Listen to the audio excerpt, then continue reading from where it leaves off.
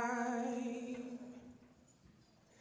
I've done my sentence and committed no crimes, and past mistakes I've made a few. I've had the dirt kicked in my face, but I made it through. If you know it, help me sing it. We are the champions, my friends, and we'll keep on fighting till the end. We are the champions, Atlanta's the champions. No time for losers, 'cause you are the champions of the world.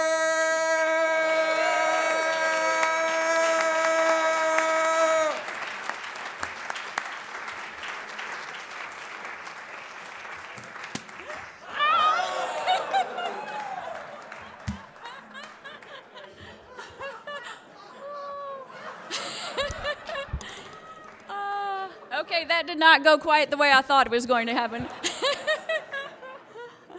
Welcome to Rotary, everyone. So excited. Thank you. You've just heard the beautiful voice of Matt Sims, who is from Louisiana.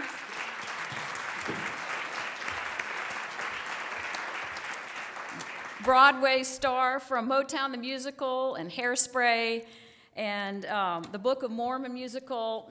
Thank you so much. What a perfect way to start off this celebration. We provided a little extra beverage for you today on each of your tables, so please be sure to continue the celebrating from last week and enjoy a little champagne courtesy of Rotary. We have a wonderful program planned today in addition to our Brave celebration. I'm still trying to dry off. We're going to hear from Clark Dean, who will share our Pledge of Allegiance and our Invocation. We also have a special guest who is the ROTC Color Guard from Carver High School. I think they had a bus breakdown, so they should be here any minute now. So I think what I may do is go ahead and we'll have an invocation from Clark right now, and then we will rejoin when the Color Guard is here to do our Pledge of Allegiance and to hear Matt sing God Bless America. So back with you in a minute after Clark. Thank you.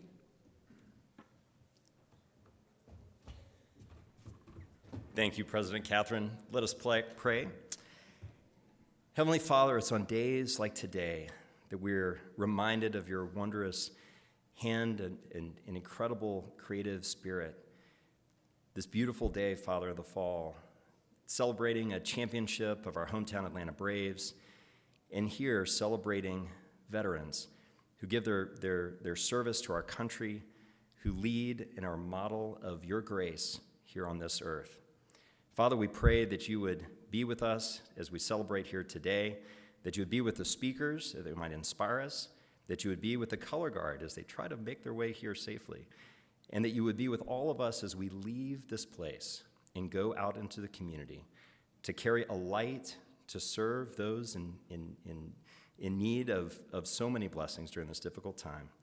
Father, we just thank you so much for the blessings you have bestowed upon this club, and lead us into your service. Amen. You may eat. Yes. Please enjoy your lunch. We'll be right back. Welcome again to everyone. Welcome. Will you please stand?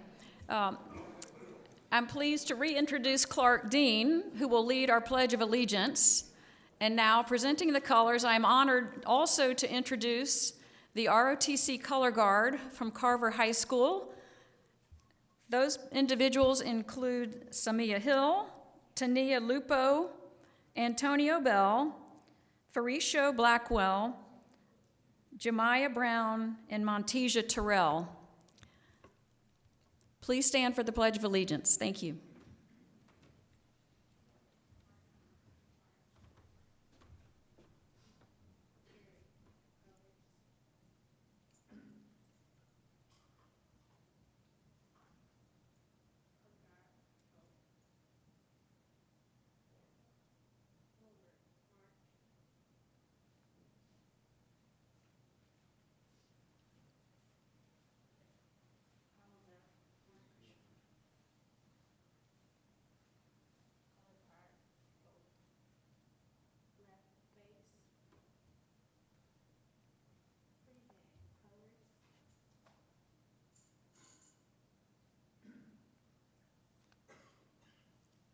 pledge allegiance to the flag of the United States of America and to the republic for which it stands, one nation, under God, indivisible, with liberty and justice for all.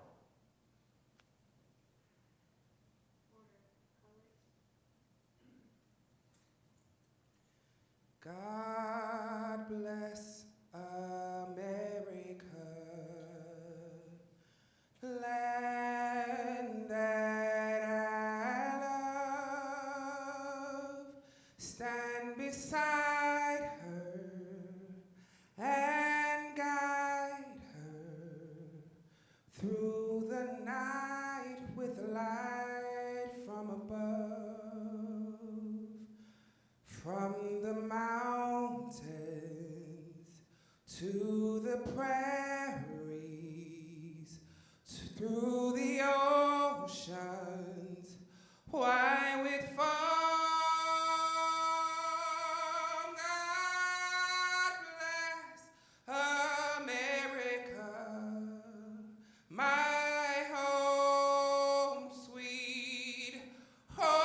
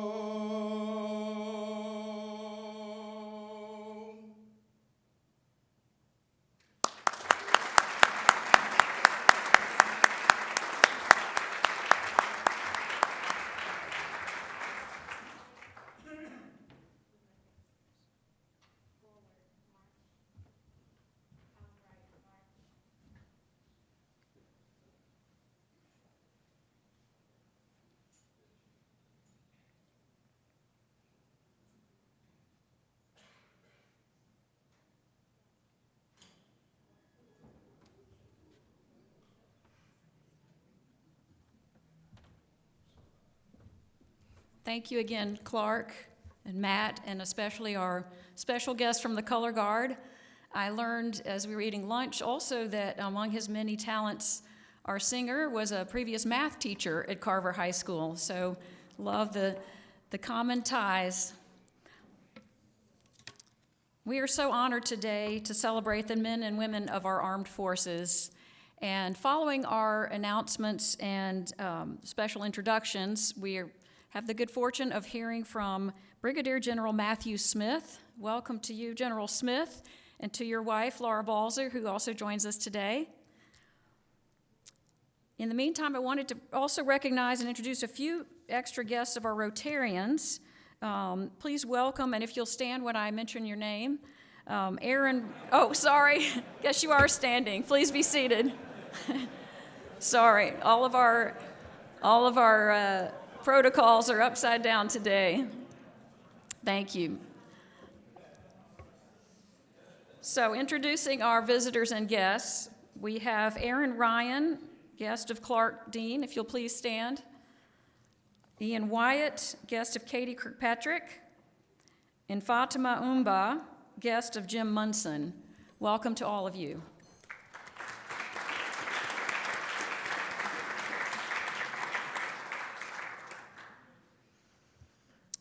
A few announcements and reminders. We have a very exciting program planned for our November 22nd Thanksgiving celebration.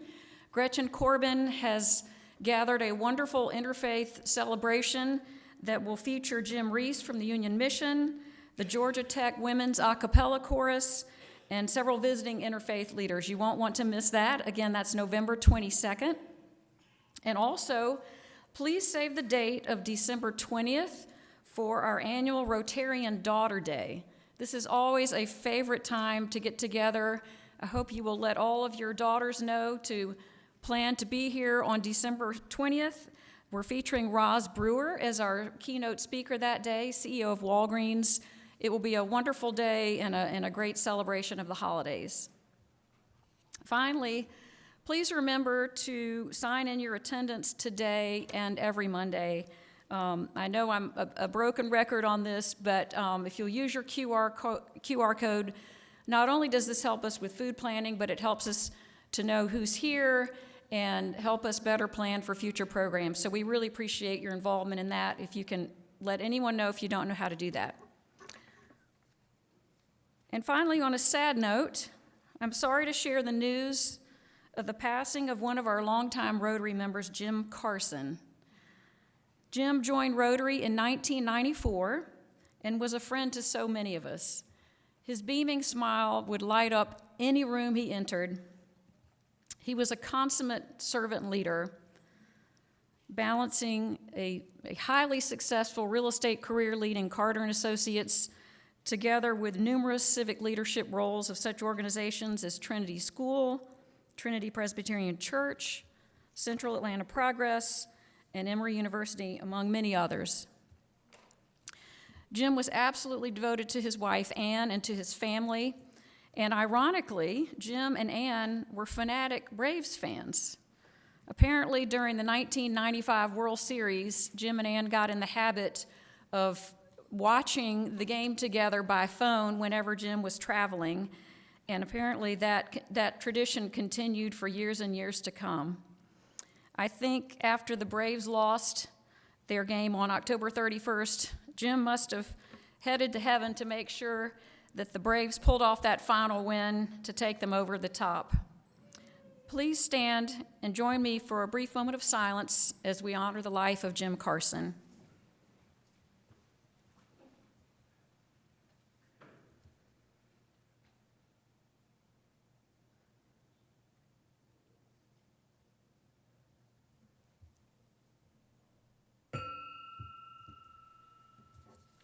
Thank you. And now Bill Vogel will introduce new member General Burt Wickman.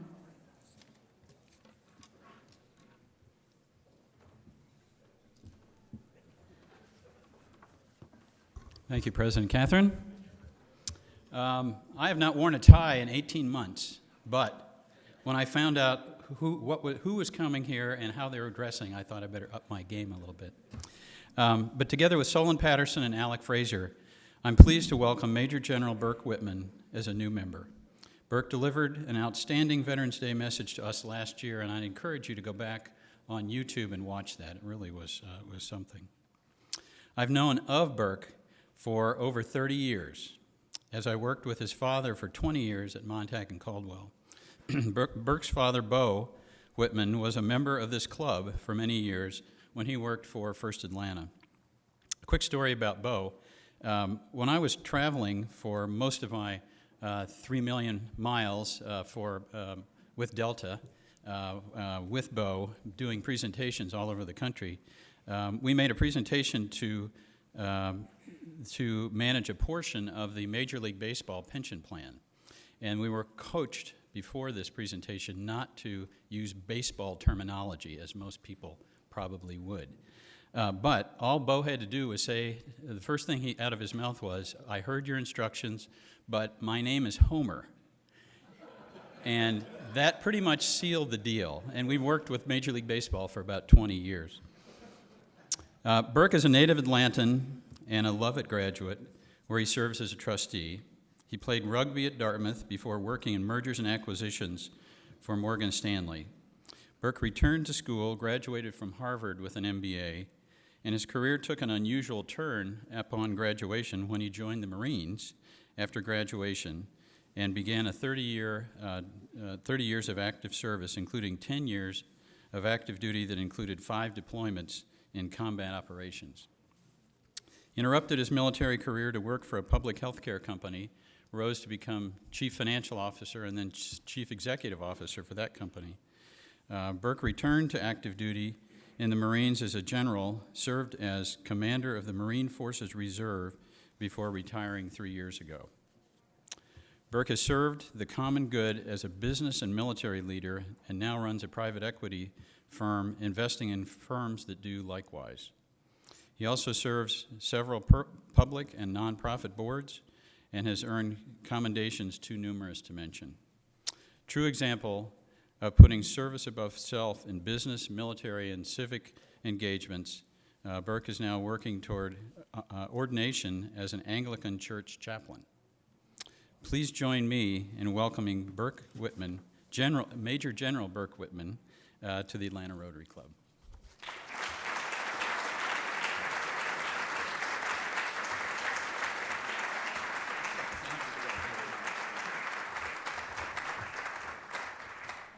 General Whitman, first and foremost, thank you for your service to our country. Thank you. I can't think of a more fitting day to welcome you as a new member of the world's greatest Rotary Club.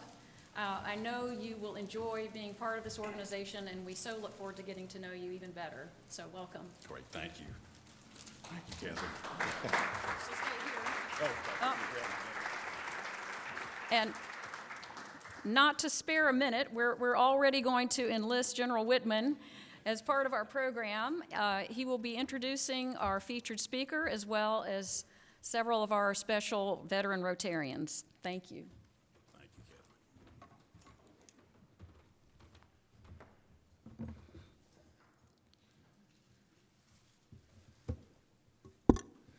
Bill Hennigan, in charge of programs, was very explicit to tell me I'm not supposed to say anything when I'm inducted as a new member. So I appropriately remained silent, but I get to speak now. It's a real pleasure to get to introduce our speaker today. And it's a real pleasure to join you all as a member of Rotary. I really look forward to serving with you in this capacity in years to come. Our speaker today is Brigadier General Matt Smith, who is here with his wife, Laura Balser. Rounding out their family are two cats whose names are, and don't miss this, Smith & Wesson.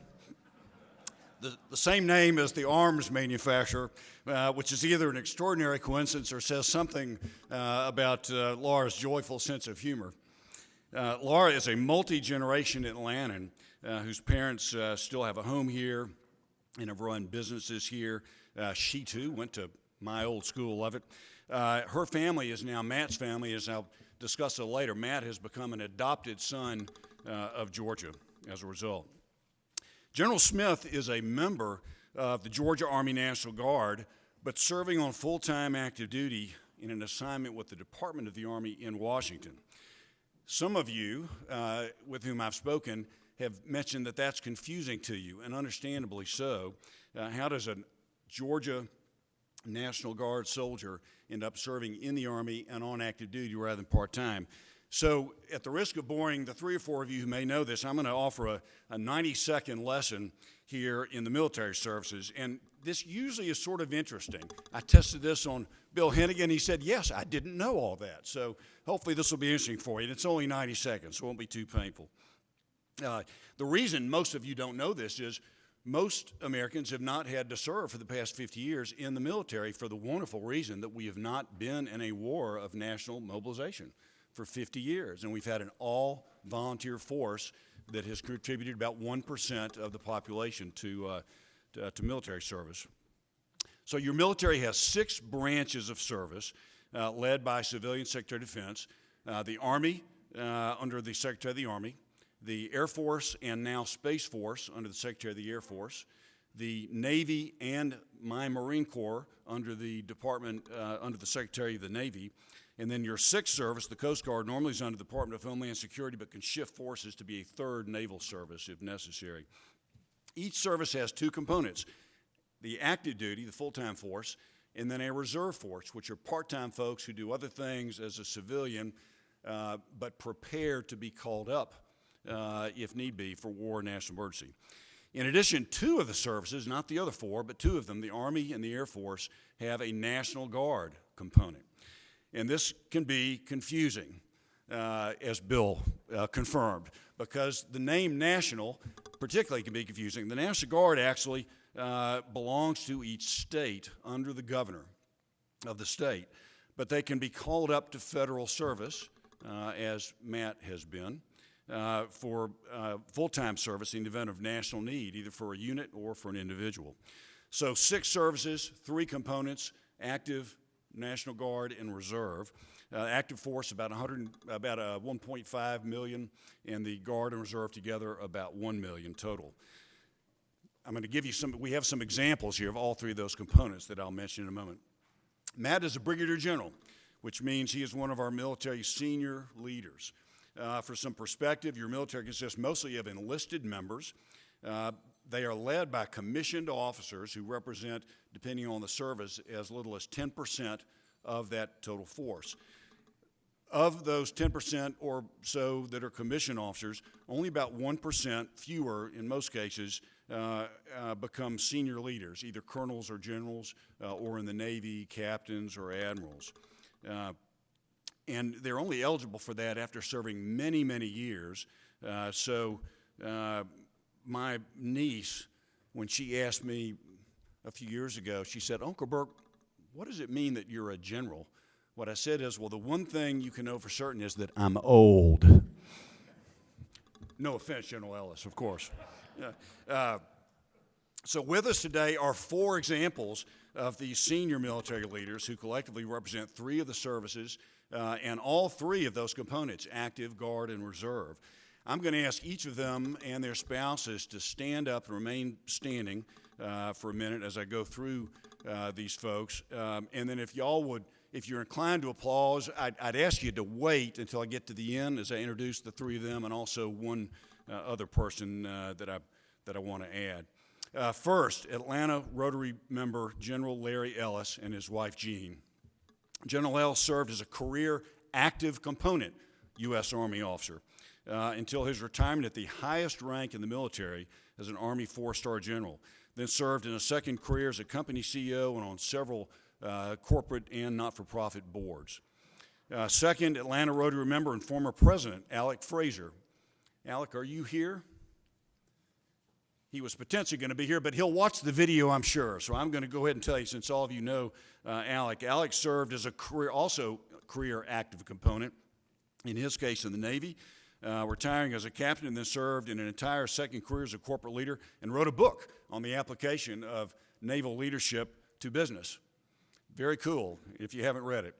Third, our speaker, Matt Smith, and his wife, Laura Balser. Matt is a member of the National Guard component, whose primary career was as a civilian for several years in marketing and financial services, and I'll talk more about that in a minute, during which he concurrently served in uniform on a part-time basis, which we do in the Guard and Reserve, until he was recalled to active duty in 2003 for the invasion in Iraq, and he has continued serving full-time since then. That's why he's serving all of us full-time now. And then fourth, not to honor myself, but simply to point out I'm the other example. In addition to being your newest member, I served in the reserve component of the Marine Corps, concurrent with my primary vocation, serving as a Fortune 500 corporate chief executive. I was recalled to active duty multiple times, took leave of absence to do that, came back, and then was asked to come aboard for an extended period, serving on active duty as a general officer for deployments and commands, and then retired as our senior reserve officer 3 years ago to get back to my civilian priorities, leading and governing a company and so forth. I suspect there are other veterans here, so I would ask any veterans in the audience here, and for those who see this in the video later this week, I'll ask you to stand up when you watch the video, but if any other veterans could stand up now as well, please. Thank you. Yeah, thank you. And I'd love to thank you all for the service.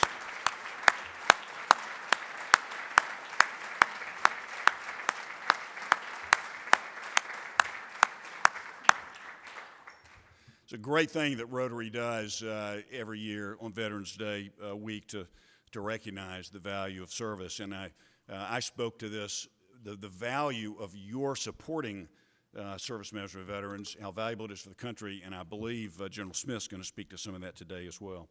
General Smith's assignment is, I got to get a lot of breath for this, Deputy Director of Operations, Readiness, and Mobilization, Headquarters, Department of the Army, G357. That's a mouthful for a Marine. Kind of difficult. Laura apparently sort of agrees, and she graciously suggested a more civilian-friendly version. So with Laura's encouragement and Mac's permission and my thanks, I'm pleased to abbreviate his job title to Deputy Director of Current Operations, and his responsibility to, and I quote this, anything covered in the media tonight about your United States Army.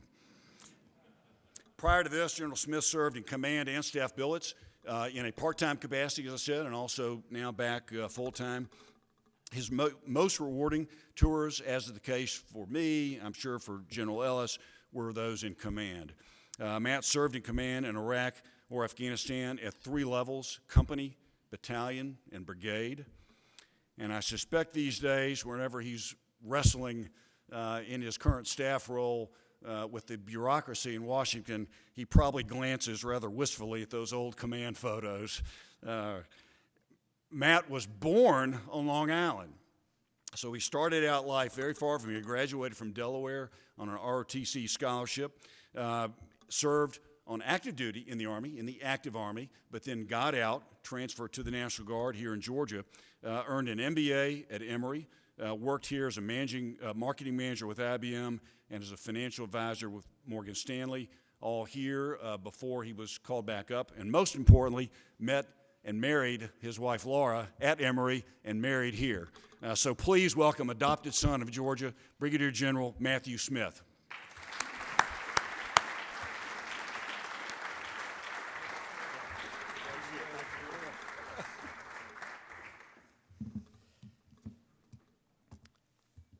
Sir, thank you for the gracious introduction and especially for the attention paid to Laura.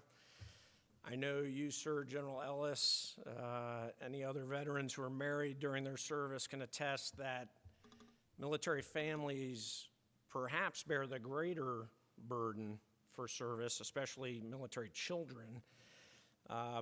But military spouses and kids don't walk around wearing the accoutrements of their service, so they rarely get thanked. So thank you, Laura, for the support of the last 20 years or so, and thanks to your family for taking a chance on an Army guy. I will say, some of you that may know any of Laura's family members, suffice it to say that an Airborne Ranger was not at the top of the list for potential spouse criteria for their youngest daughter, so I was glad they took a gamble.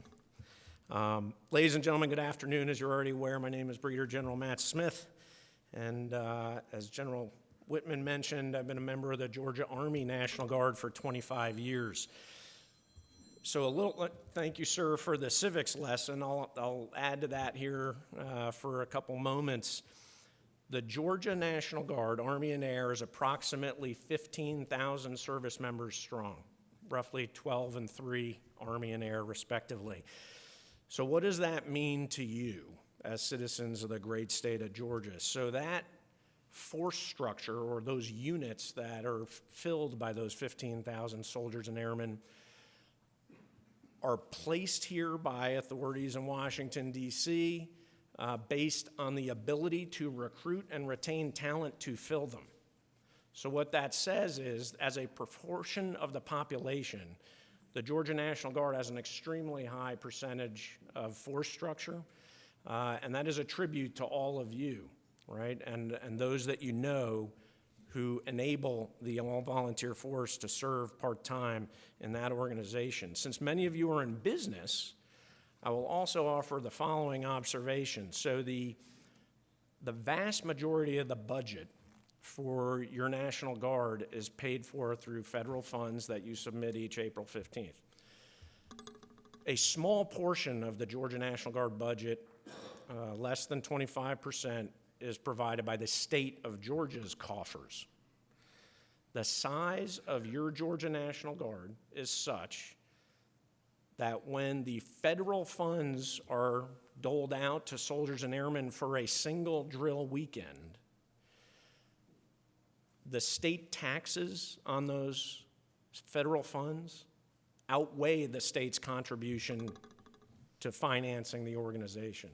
So the size of your National Guard is a net addition to the state's bottom line through state taxes.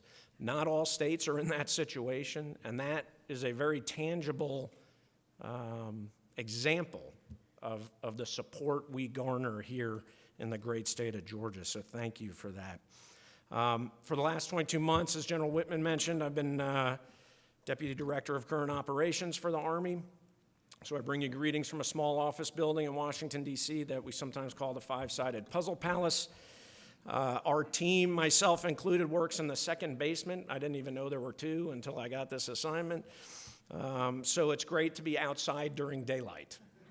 So thanks for that opportunity. Jim Green, David, thank you for affording us that opportunity. Now, I thought, well, this is going to be a big deal. I get to go home. I get to display the Army's new green service uniform, a nod to our, seminal time serving during World War II. And then I get introduced by a Marine. It's like you just can't compete with the Marine Corps' uniforms. And then you think you're a big deal when you make 1-star and a 2-star introduces you. So anyway, regardless, it's great to be here. After some brief research about your club, I kind of picked up on the fact that there might be an attorney or two here in the audience. So I'll just mention that any views I express are my own and not those of the U.S. Department of the Army or Department of Defense. As luck would have it, there's a couple of attorneys in Washington, D.C. that required me to say that. But on to the matter at hand. Why am I here? To unpack the civics lesson earlier, I'll do that for a moment. And then just going back to my sales experience to provide you a sales pitch, just to build out what you're already doing for the great state of Georgia when you pay your taxes and support the National Guard. As with any veteran, I'm qualified to tell funny stories, or I can answer any questions you might have at the end. Although there's a few constraints placed on that, those constraints trace their way back to the U.S. Constitution, and we can talk about that if you'd like. So, average age in the room today, you all have probably had a social studies or civics class, but just in case some of us didn't, let me make one quick distinction. So, we're here today, I'm here ostensibly to talk about Veterans Day, which takes place on November 11th, 11/11. The purpose of that day is to commemorate the service of service members who have served on active duty in excess of 6 months since their initial entry training. In contrast, we celebrate Memorial Day on the last Monday of May. The purpose of Memorial Day is to memorialize those who are no longer with us, those who gave their last full measure in combat, or died in a training accident, or even died subsequent to their service to our nation. And I point that out because saying Happy Veterans Day to a veteran is completely appropriate.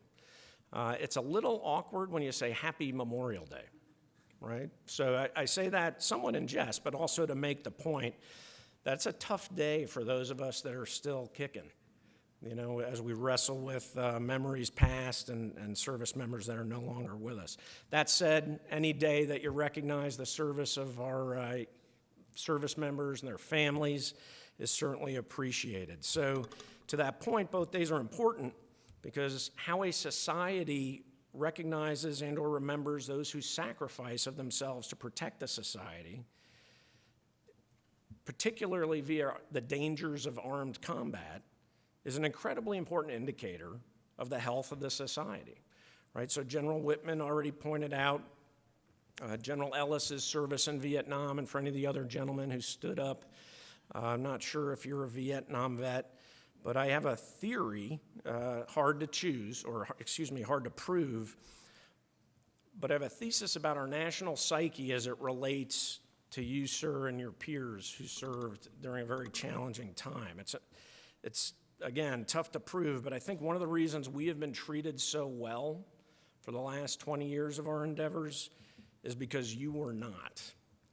And I think that the society's collective guilt over that has kind of swung back, if you will.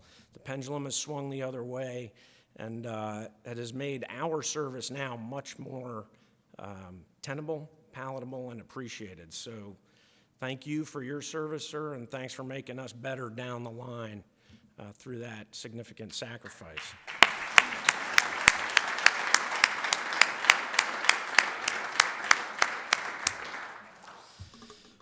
So when a society asks young men, and now, of course, increasingly young women and their families to make huge sacrifices of their time, their physical comfort, and their health, in some cases, their mental or emotional well-being, it's essential to the health of the society that we recognize them appropriately and recognize the significance of that ask. So thank you to all of you in Rotary for doing that today by being here. Thank you on behalf of those of us who are here as veterans, and more importantly, perhaps, those who have no idea that you're doing it. So thank you for taking the time today. It's a great honor. And I'll pause and skip the recognition that General Whitman already took care of, but just say that each of us that stood has contributed our own small part to an almost 250-year legacy over the arc of our nation's history towards the progress of our military services. So thank you for your individual contributions. So what do all these arguably self-congratulatory comments mean to this audience of accomplished civic leaders and business people? So especially if you've never served, right? So why do you care? Well, I think there's a few reasons. I'll tie them all back to what I would offer as arguably good for our society. So first and foremost, each of us is footing the bill for our service, right? In the event you haven't been paying attention, that's quite pricey, right? So as an example, a few years back, I was a brand new colonel, first week on my first assignment in the Pentagon. My boss drags me to a budget meeting. So we're about to walk into the room. He says, "Sit against the wall, don't say a word." So I sit against the wall and listen intently. He and the other 3 stars are sitting around the table arguing about the budget that the Department of Defense is going to send to the president for the next year. And at some point, the gentleman from the Navy says, quote, "I just don't know how we're going to do it for $680 billion, right? So I told that story to Bill Seward, who some of you may know from UPS, and his response to that was, quote, "What can't you do for $680 billion, right?" So for those playing along at home, this year, we're at $780 billion, right, 7 years later. So my first point is, given the scope of your investment thus far, you're each entitled to return or to know what kind of return you're getting on that investment. Unfortunately, in my feeble mind, it's pretty hard to measure, right? So we could look at wins versus losses. That doesn't play out real well, certainly not as good as the Braves. We could look at conflicts prevented, but I know from my stats classes at Goizueta Business School that is very hard to prove in terms of proving a negative. That said, I would like to suggest to you a very personal way that you and your peers could determine the return on your investment of your tax money that funds the Department of Defense, and that is you can hire a veteran or a serving reservist. Right? And you can make a firsthand deduction about the value of that investment. So let's for a moment assume you're buying what I'm selling. What does that get you in the short term? So in the vast majority of circumstances, hiring a veteran will get you somebody who is fit, healthy, and drug-free. And if there's a serving reservist, it's almost guaranteed that they meet those 3 criteria. So right away, you're starting to drive down your potential personnel costs, right? Those veterans will likely be punctual, they'll be organized, they'll be disciplined, especially in their interpersonal relations, right? Much more so, I would offer, than a peer who hadn't had 3 or 4 years of military service. They'll be a keen judge of character, and they'll be exceptionally talented at sniffing out insincerity. Right? More often than not, they'll be highly dependable when operating in decentralized, complex, unsupervised, or even volatile environments. Right? Not that any business or civic environments have any of those criteria these days, right? But we effectively thrive in that type of environment, in those types of environments. Veterans do an exceptionally good job of exercising what we call disciplined initiative. So if you give them something to do and you say, hey, here's the left and right limit of what I want you to do, you can just kind of set them free and they'll execute. You will be shocked, if you don't already have personal experience in this, at how hard they will drive towards whatever that goal or mission is, right? And they'll stay within the constraints you create, and they'll probably do it quicker than you thought they could.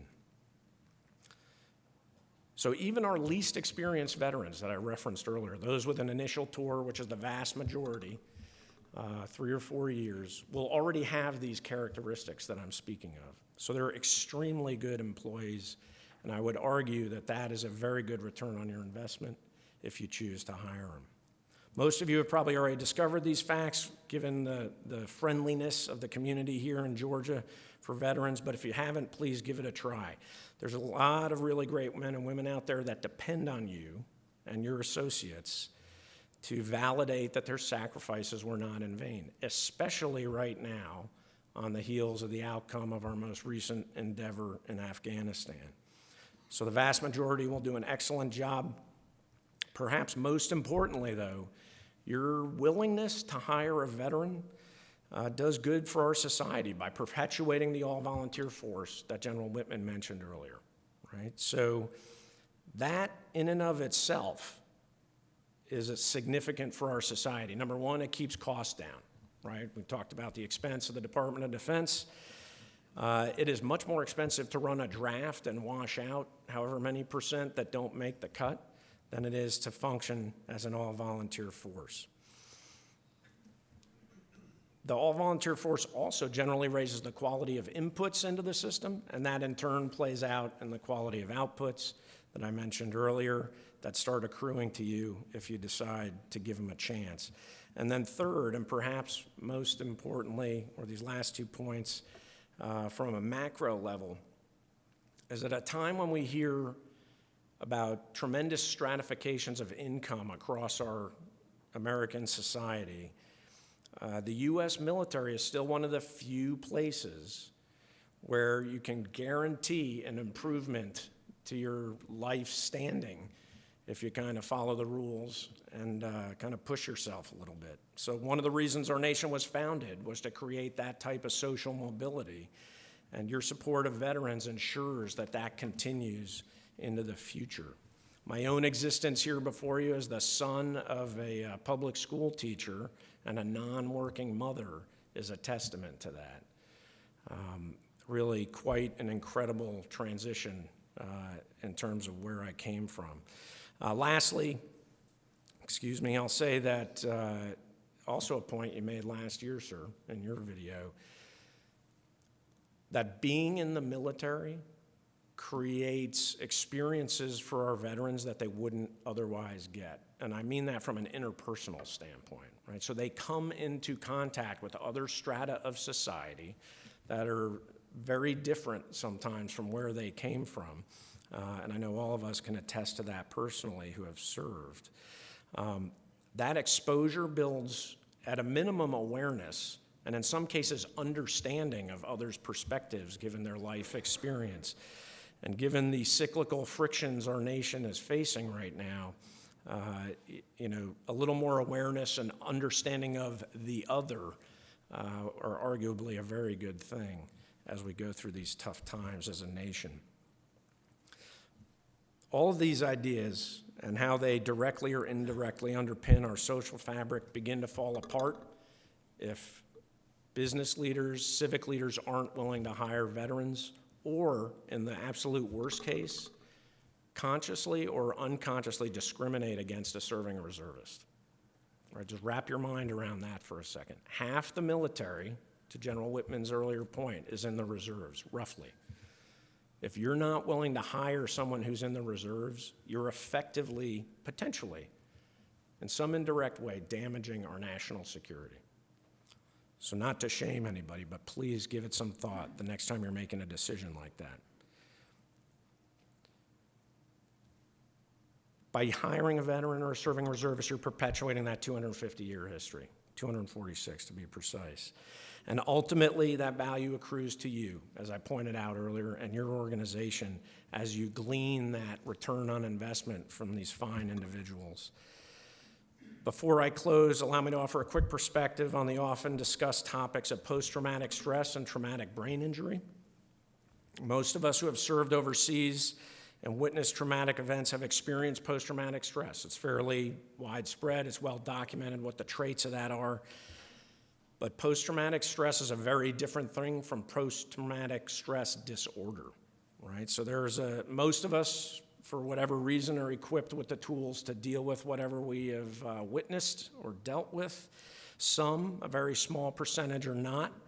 And the disorder aspect, I would offer, has probably existed since men started killing each other with sticks and stones millennia ago. It's a traumatic experience. But that disorder is very real, right? And more recently, we have just begun to learn as a nation, as a society, that repeated concussions to the brain can have real damaging effects. And that has been most publicly evinced by some of the tragedies with retired NFL players. But to those ends, I'd like to take this opportunity to thank Jay Kamen, who is here from the Marcus Foundation, and recognize the work they've done in conjunction with the Blank Foundation and the Gary Sinise Foundation in creating something called the Avalon Fund, which is focused on rolling out some of the most effective, most well-researched, and cutting-edge treatments for veterans suffering from one or both of those conditions. So Jay, thank you for what you and Mr. Marcus are doing for our veterans across the nation who are dealing with these tough conditions. So Jay, thank you for that.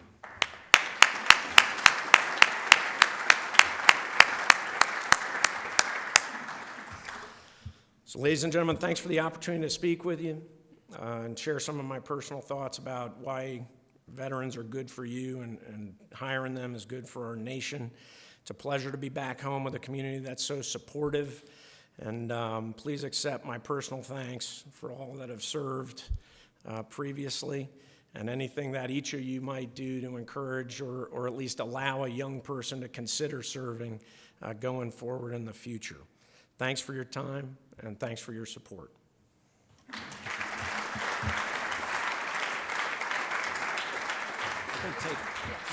We have time for a few questions for General Smith. David, please. Real quick. Tell us your personal, you get out of Goizueta, Yeah. you go into the private sector, and then you find yourself becoming career military.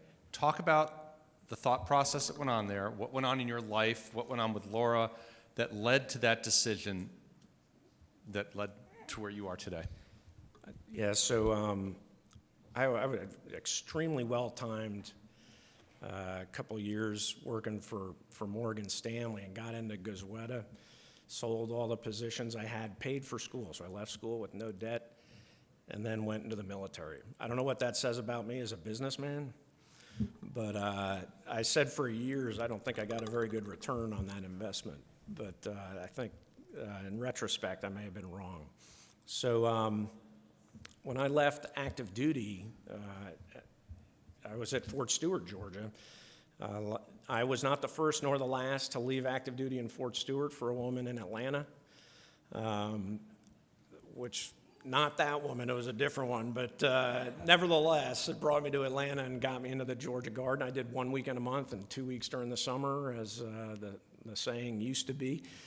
And then went through school, graduated in May 2001. I started at IBM as a marketing manager because that's what sales guys do when they get an MBA. They become marketing managers, I guess. And you know, a week later, everybody knows what happened. And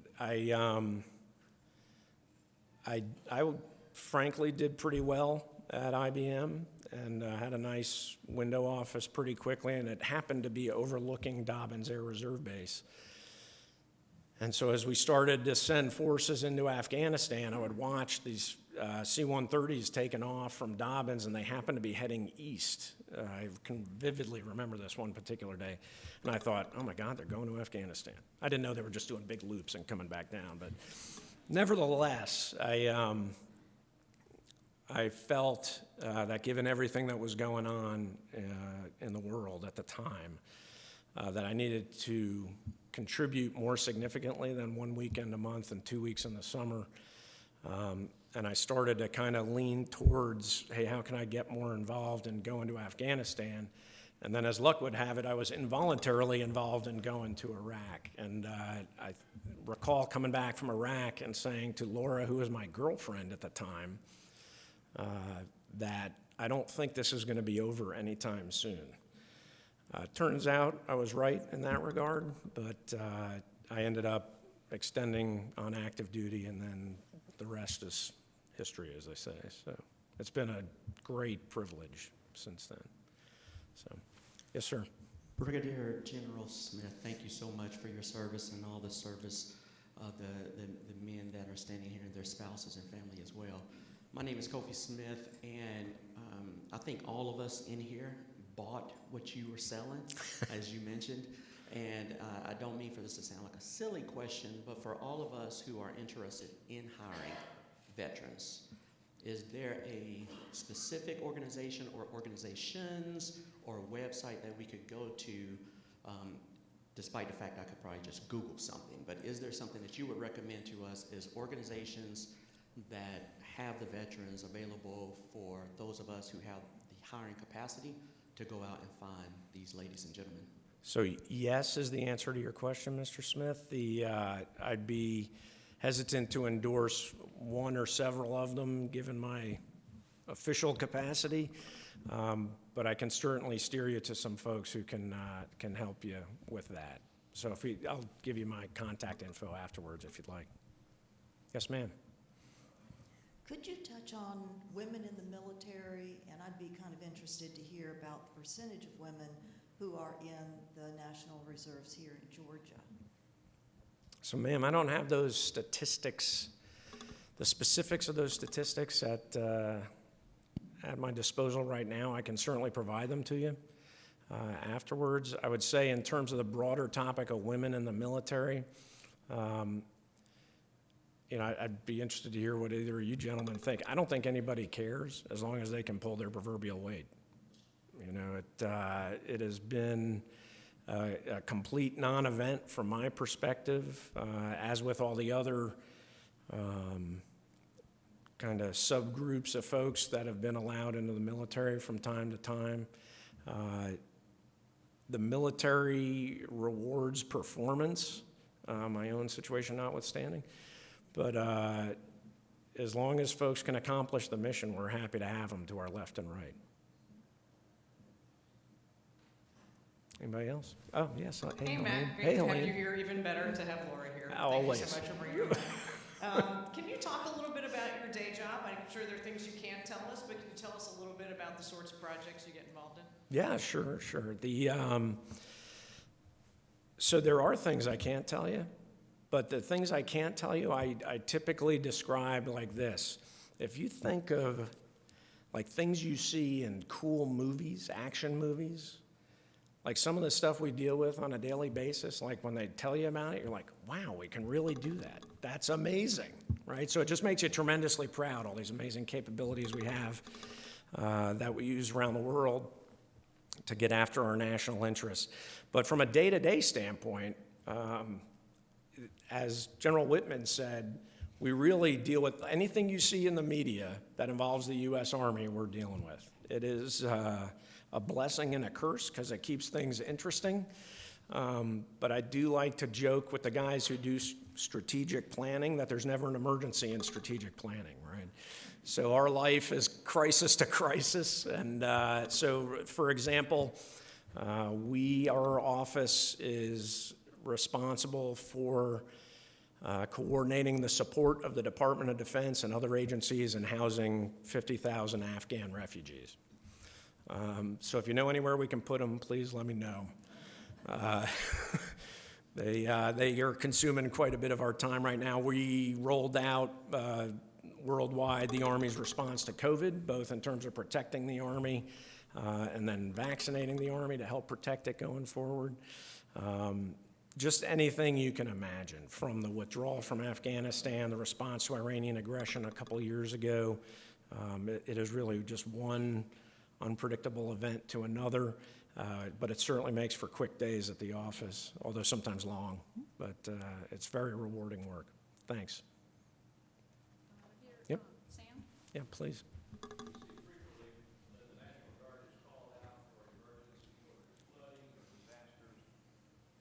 Or on the other hand, we see incidences of public safety where they're called out.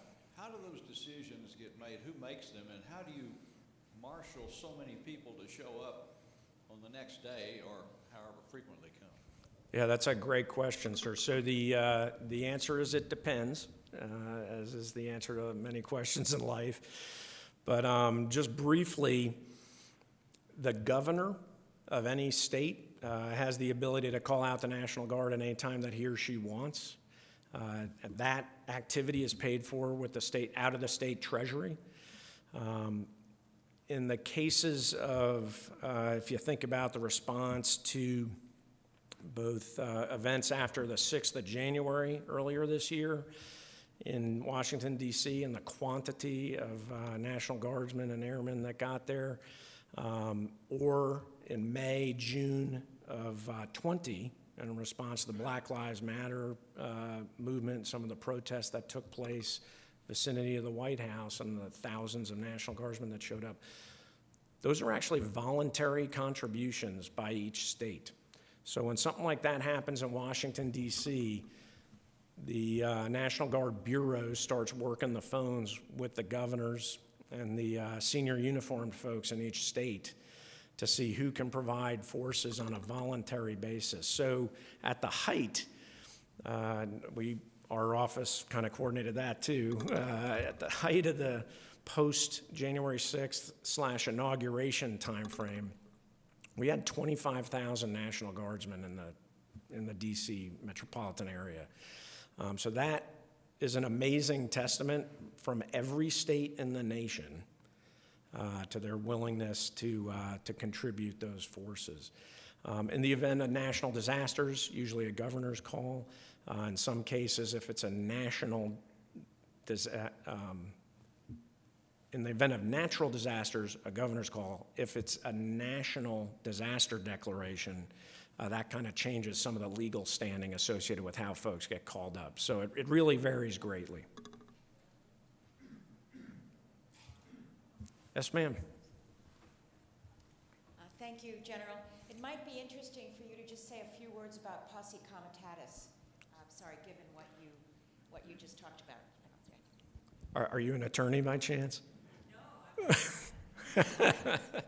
Yeah, so one of the reasons the National Guard exists in all its complexities, as General Whitman pointed out, is that, as luck would have it, our founding fathers were somewhat hesitant about having a large standing army that operates inside the country. I believe, from what I've read, that was a result of some folks called the Redcoats that we didn't take kindly to at the time, kind of lodging themselves in our homes at a moment's notice and that kind of thing. So the Posse Comitatus Act is a federal law that prohibits the federal military from operating within the confines of the United States except in extremely rare instances. The National Guard, because it is a state force unless mobilized by the president, is not under that restriction. So when you see large-scale civil unrest, as unfortunately we've seen recently, it's the National Guard that responds in that case because it's actually a state force, and it's not the federal government coming in contravention of, I can't remember which amendment it is, but I think within the Bill of Rights. Somebody could probably check me on that. That prohibits the federal forces from operating. So, ma'am, does that give you? Yeah, yes, ma'am. Thanks for asking the question. Yes, sir. This will be our last question. Okay. Given the proliferation of cyber threats around the world, what is the National Guard's role in combating and protecting and defending us against cyber threats around the world? Yeah, that's a very timely question. So the National Guard, both Army and Air, play a pretty significant role in defense of different aspects of our national infrastructure or our commercial infrastructure. So each state maintains a cyber protection team. That team is made up of highly trained individuals, most of whom have acronyms on all their qualifications. I have no idea what they mean, but they are very talented individuals, and they work certainly to help the military, to defend the military infrastructure, but also the commercial and the state and municipal infrastructures in their respective states. So that is a great capability for business leaders and for governors. At the national level, the federal force is actively engaged in both cyber defense and then offensive cyber operations. So that type of thing, both aspects, happen every day, all the time. That fight is always happening. It is happening right now. In some ways, it is extremely disconcerting. Like, so sometimes, to Helene's point, we go get a brief on something that's going on, and I think to myself, I could have gone my whole life without knowing that. But in other times, when you hear what we're doing about it, it goes back to the first point I made in response to Helene's question, which is it makes you tremendously proud as an American to know we have these capabilities, and we use them very judiciously as a nation. Do we make mistakes? We certainly do. But relative to others around the world, you should be very proud, as I know you all are, of what those particular technical experts do for our nation. And they kind of allow American society, and most importantly, the economy, to function despite all the malign interests that are targeting everything you're doing every day. So thanks for that question. Very important capability. Okay. Thank you, ma'am.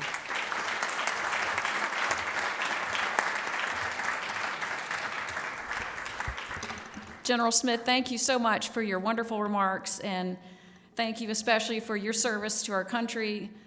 General Ellis, General Whitman, thank you for your service, and also Bill Bowling, Dennis Lockhart. I think I might have missed somebody, but thank you to our veterans on this very special day. We really appreciate you. Please join us next week. We are honored to have with us Jim Robinson, who is the former CEO of American Express. A quick reminder that the board will be meeting across the hall behind the reception desk. There's a room change for that. And I hope all of you have a wonderful week and continue to celebrate the great victory of the Atlanta Braves. Thank you.